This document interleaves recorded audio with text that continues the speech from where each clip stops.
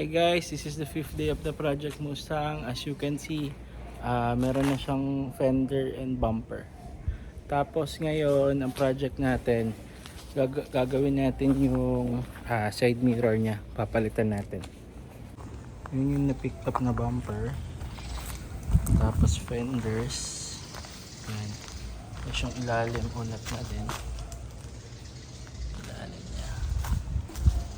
Yan the fender. Then papalitan natin yung side mirror. Natin sa kabila. Ayan. Papalitan din natin yung shocks.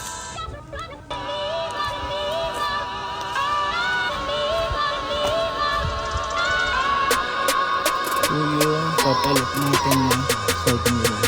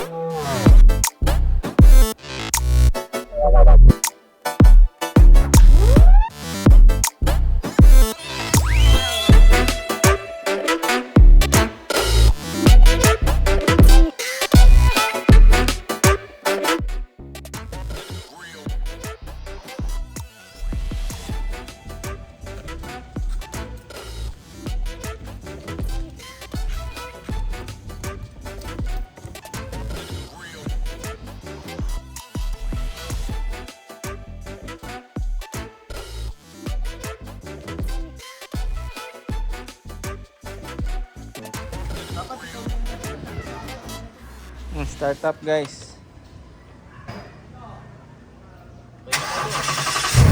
Yun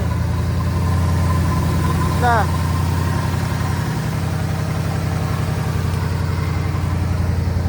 Wala. Pwede guys. No? Wala lang ang better pa. Hindi mag-overheat yan. Alin?